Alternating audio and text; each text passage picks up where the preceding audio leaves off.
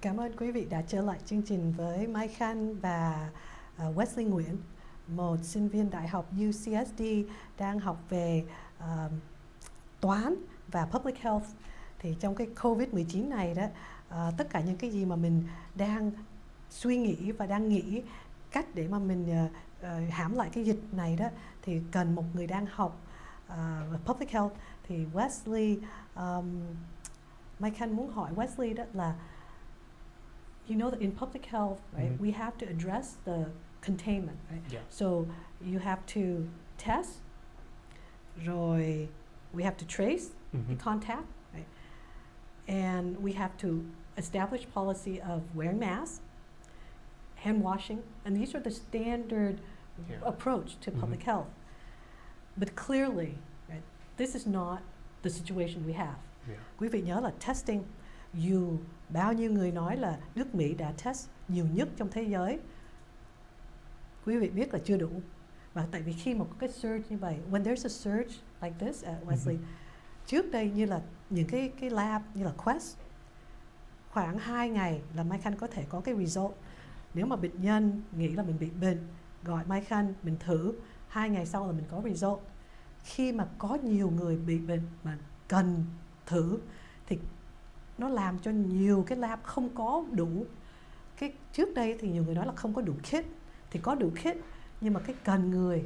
Đấy, làm như là cái lab bây giờ ở quận Cam mình, Quest 7 ngày mới được cái result.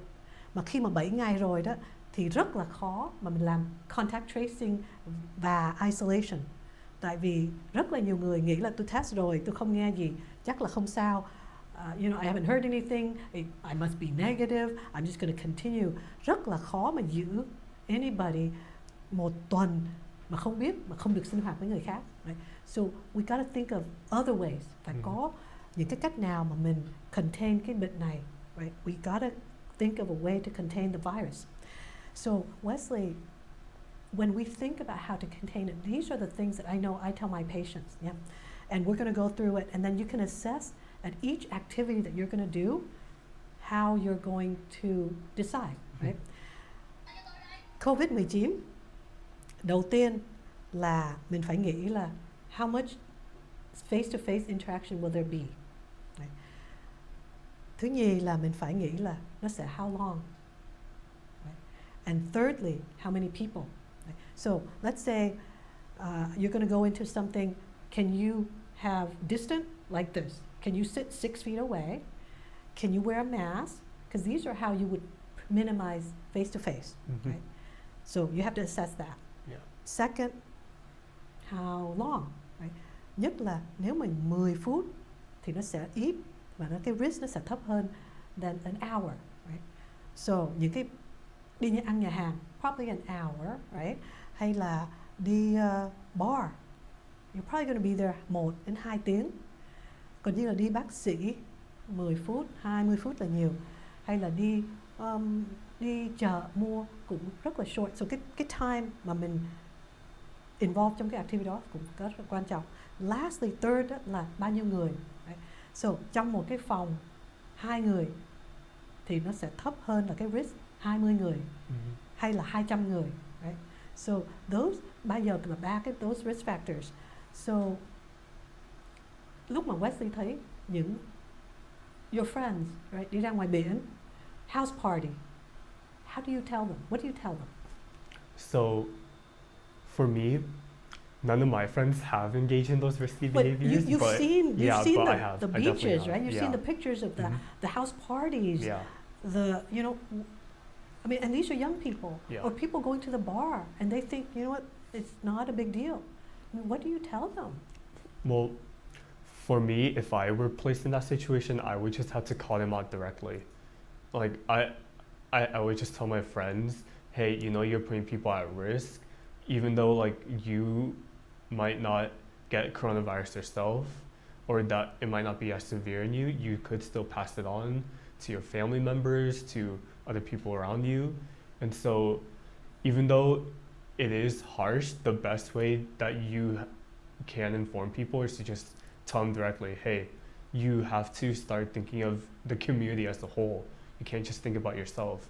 And even though people might not see it, if people start caring about the community around them, then the risk of coronavirus does go down, because coronavirus, it has to be a community effort. It's not just an individual effort.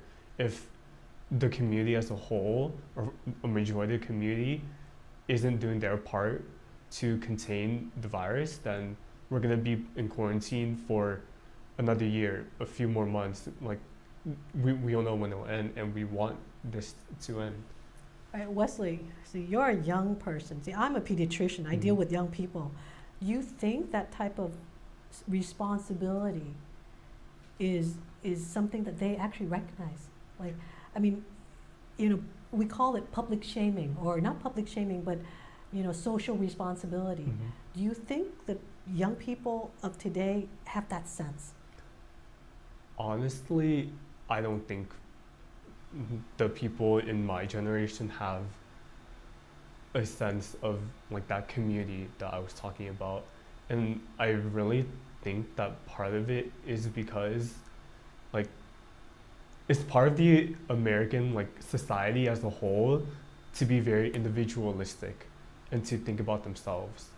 And so I think it's just ingrained in our society, hey, if this makes me happy, then I'm just gonna do it. And so because a lot of the people in my generation have that mindset, it really hinders the efforts that a lot of the public health officials and like doctors and government is trying to do to limit coronavirus. So nếu vậy, Wesley, maybe mình phải làm sao mà mình kiếm cách mình nói với những người trẻ này là cái bệnh này nó cũng ảnh hưởng chính mấy người trẻ đó, chứ không phải là tại vì nếu mà Wesley nói đúng là có nhiều người không nghĩ là mình phải bảo vệ những người trong gia đình, right? They don't feel like they need to protect the elders in their family. So maybe the way to get them to understand and to really take actions and make changes would be to somehow tell them that COVID-19 does affect you, affect you tremendously, right? So maybe mình phải nói là người trẻ cũng bị bệnh, mà bị bệnh có thể nó nhẹ, nhưng mà có người sẽ bị nặng. So cái mà Mike and I want to let you know too, Wesley, là coronavirus is very random. Right? Mình nói là có nhiều người già, người bị bệnh thì dễ bị hơn và bị nặng hơn, nhưng mà cũng có một số người trẻ không có bệnh gì hết, vẫn khỏe mà tự nhiên bị là bị rất là nặng. Như là mình có nghe người actor này đã chết 40, right? một người rất là khỏe 40 tuổi đã chết sau 90 mấy ngày nằm trong ICU vì bệnh Covid. Right? So có nhiều người trẻ đã bị bệnh mà bị nặng.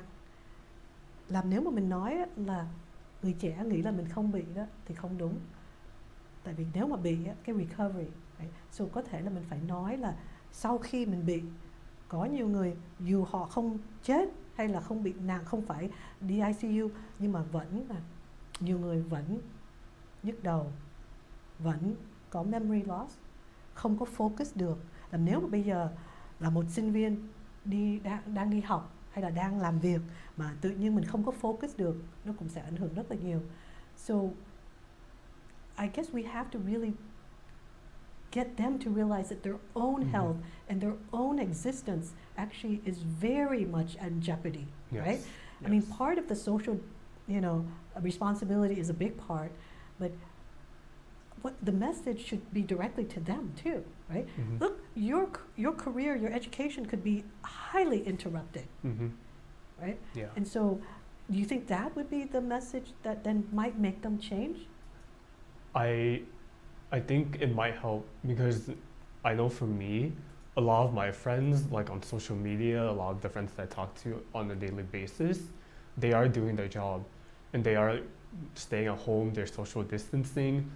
And in this age of technology, a very effective way to get the message out and just have people do their part is to just post on social media. Okay. Yeah.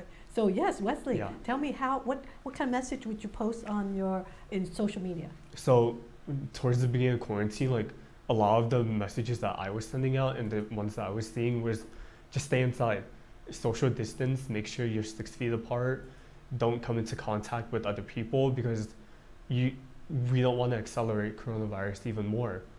And as throughout the months, those messages still continue.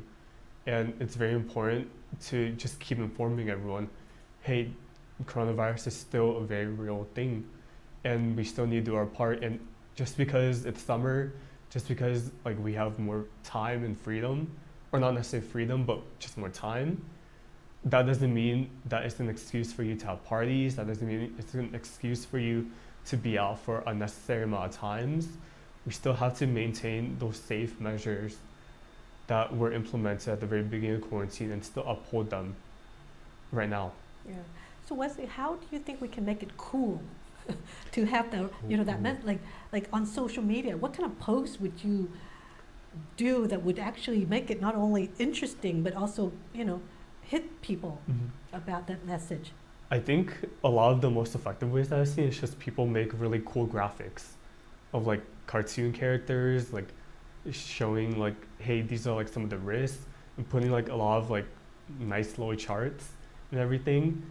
And so to me, those are the ones that are most effective to me, because not only are they visually appealing to me, but they like actually make me want to read them and learn more, while just like having like, let's say like a CNN article where it's just straight up text, like those very boring, people aren't very attracted to those. So simplifying the information but not taking away the important information is, I think, could be a very effective way of making sure that coronavirus, the information about it, is still being disseminated. Okay. Well, thank you, Wesley, for coming on and talking about this topic. Mai Khanh mong là quý vị hiểu đó là cái surge của Covid-19 này á, là hầu như là người trẻ. Trước đây khoảng tháng 4, tháng 5 á, thì mình biết rõ ràng là những người già trong bệnh viện, trong nhà nursing home hay là những cái rehab, là hầu như là trong những người trong những cái location đó, và những người già. Bây giờ cái người mà bị bệnh nhiều nhất là cái nhóm trẻ. Tại vì có thể là những người già đó họ biết rồi, họ biết là họ phải tránh, họ phải cách ly, họ phải giữ gìn. Nhưng mà cái số người mà mắc bệnh nhiều nhất và đang trong cái lúc mà nguy hiểm nhất, tại vì họ sẽ trở lại sinh hoạt, phải đi học lại, đi làm lại, là những người trẻ. Thì Mai Khanh mong đó là Wesley và Mai Khanh đã đem đến cái conversation này, làm quý vị, mong là quý vị sẽ nói chuyện với con cháu nhà và nghĩ những cái cách mà có thể mình phải làm cho những người trẻ này nghe được và hiểu được là chính họ có cái cách, cái ability để làm cho cái sự sức khỏe và cái sự an lành của gia đình, và chính những người này là có trong cái bàn tay của họ, và họ phải làm, tại vì không phải là chỉ cho những người khác, mà chính những người trẻ này cũng sẽ bị ảnh hưởng và ảnh hưởng lâu dài. Là mình phải làm cái này, tất cả chúng ta làm together. Mình phải together apart, right? Yeah. Right? That's pretty much the message. Yeah. We're going to do this together, but also apart. But it's always that all of us have to do it. So, cảm ơn quý vị đã theo dõi chương trình, và Mai Khanh mong là quý vị có một tuần và có một mùa có nhiều sự an lành, và mong là quý vị gìn giữ sức khỏe của quý vị và gia đình.